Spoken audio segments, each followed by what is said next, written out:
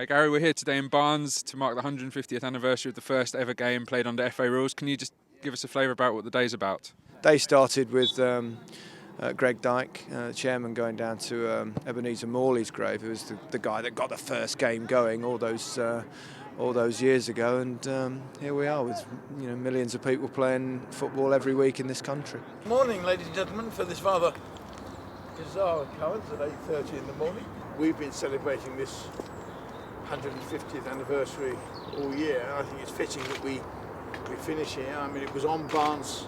It was here that the first ever game under FA rules was played. The first ever proper football match in the world was played here in Barnes. To think that 150 years on, 7 million people play football in England and 400,000 volunteers make it happen every week. It's pretty much it's a pretty special day, I think. It's almost the final celebration of the 150th anniversary of the Football Association, and 150 years ago to the day, the first game was played here in Barnes. So it's a huge part of history. I feel quite honoured to be here, and I'm just now watching 2 games. Obviously there's a girls training session on, and there's a under 16s boys game, so it's nice to sort of see where it all started and be here. We've opened a small stand where people can enjoy football, and it's about expanding the facilities that the FA and the investment in grassroots football around the country. I think it's been a great year. I think it's been a particularly great year for grassroots football because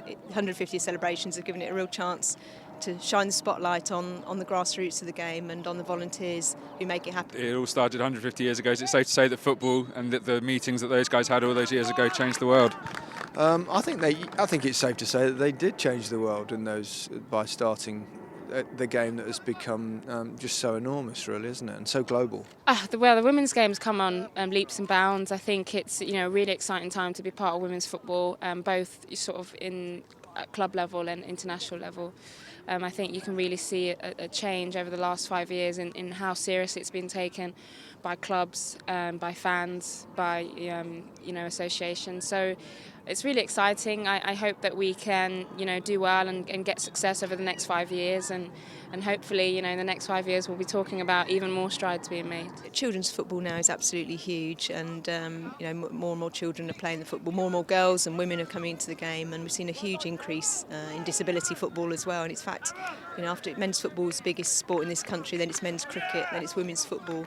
And disability football comes in at 7th in terms of the size and scale. So it's a huge sport in its own right. So today really reflects, I think, the scale of the game and how many people enjoy the game today.